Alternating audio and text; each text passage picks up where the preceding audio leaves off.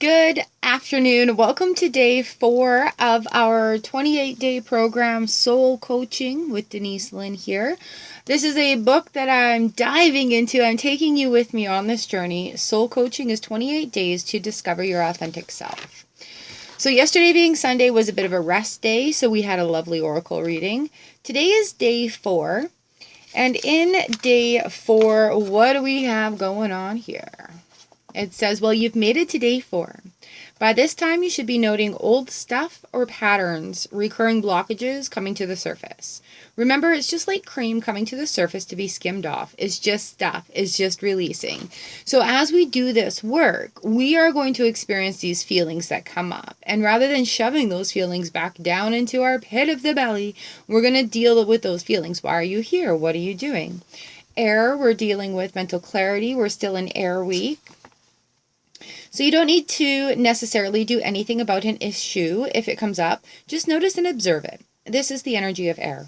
To understand this aspect, imagine an eagle soaring overhead as he observes life below from his detached point of view. In other words, become the sacred observer. So we talk about a lot in the live streams, just like coming outside, having a look. If we get ourselves emotionally attached into situations, we don't have clarity of thought. So if we just come up into the observer position and have a look around. So in day 4, where are you now in your life? Where are you now in your life? And I do have a journal going. I do have my journal going.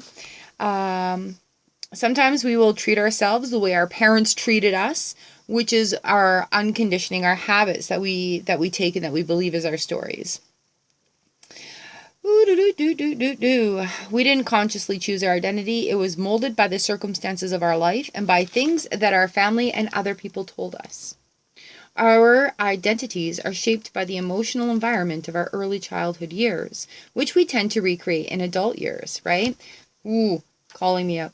We're programmed by the thoughts and belief systems of our parents, who were shaped by the beliefs of their parents.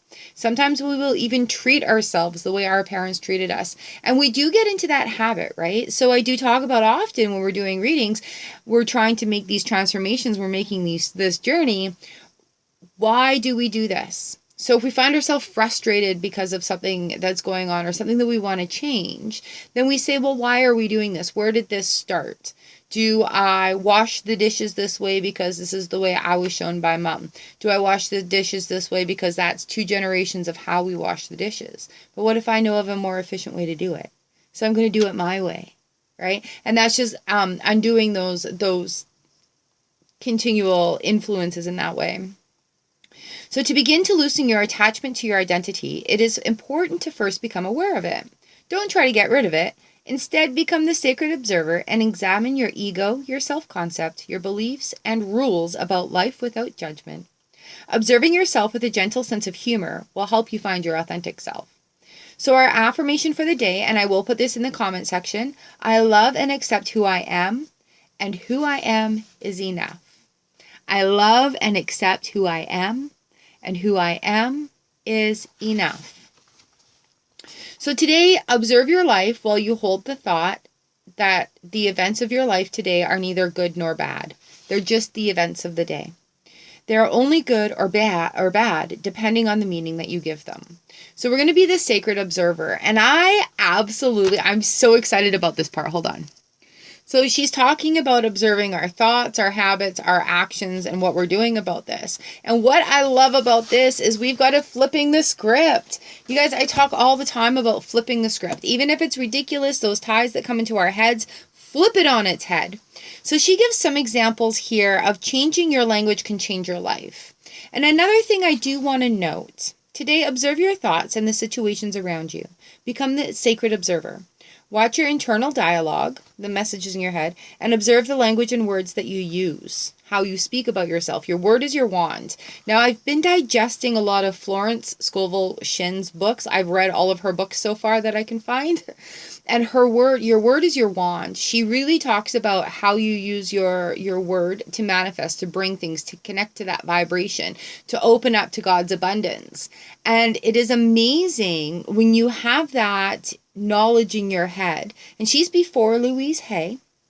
She's before, she's before. She's like one of the ground mothers of doing all of this. And her treatment was speaking the truth, speaking the word for people. So she literally would have people come to her for healing treatments where she would speak the words that they needed to hear in order to move past that point in their life. And I'm like, I still relate with you. So here are some examples of flipping the script. I am depressed can become I am a little down.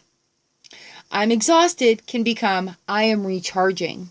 You see how the difference is in those words, right? Oh, I'm exhausted. No, you know what? I'm recharging. It's okay. Oh, I'm depressed.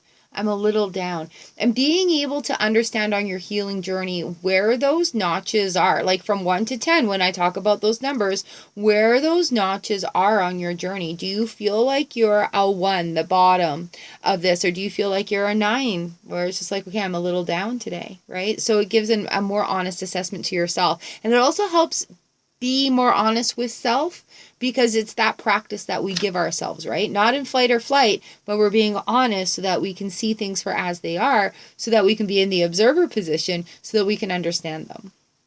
Okay? So I'm pissed off can become I'm a tad cranky. I'm lonely can become I'm open for love.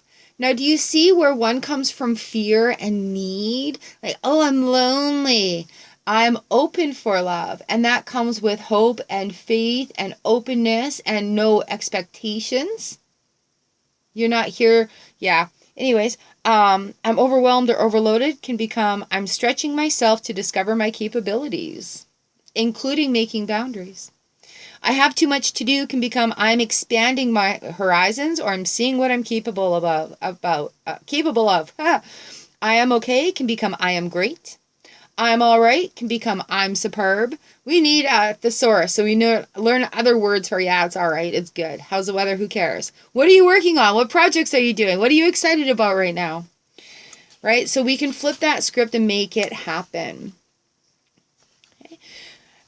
So that's where I'm going to leave it today with our journaling. And I did some journaling on things that come up frequently in my world, and just how I flip the script of them. And so I actually did that with my faults. It's a part 2 in this. So, some of my faults part 2, your faults can be your virtues. So some of my faults I put on here: I'm opinionated, I'm stubborn, I'm cold, emotionless, holding grudges, and distracted.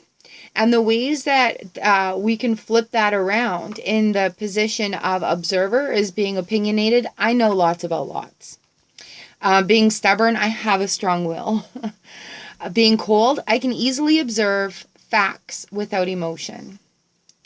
Grudges, I have a great memory to remember wonderful and beautiful things. So with that grudges, that's one that I really work on. And when I came up with that sentence right there, and I'm like, yeah, so we're going to use that awesome memory of holding on to that shit into remembering wonderful and beautiful things. And using active words that spark that feeling, or spark an action thought within you that gives you an imaginative thought. Those are going to work better in flipping things around, because the subconscious is going to absorb it better. Okay. I'm distracted. I enjoy learning about new things. It's like, oh, squirrel. So I really like including a gateway oracle card with our daily thing. And you know what? She's an amazing, amazing lady. So it's just like, yeah, let's do this. Let's do this. We can do what we like. Oh, where's my backlighting? Backlighting. There we go.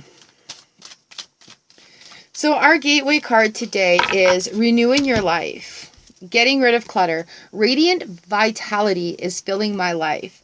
So instead of saying, oh my God, it's so cluttery and messy, we can move that mess and that clutter. And that's carrying forward from yesterday's clutter clearing, or the day before when we went through the house with a bag, right? So instead of saying it's so cluttery, radiant vitality is filling my life. I have space for that. All right, friends, standing in love, light, and gratitude. Thank you for coming along on this 28-day soul coaching journey to discover our authentic selves, doing it along with me. I love these little vlogs. So I will see you tomorrow for day 5. All right, have fun. Let me know in the comments what you're thinking of this. Is your journal looking good? You got a journal going, even loose leaf paper? It's all good. I do believe somewhere in my link in somewhere there is a free journal sample. So if you are looking for like a journal that you can use, I have journal samples available. There's somewhere in my link. I'm trying to organize better. Okay, I'll see you after.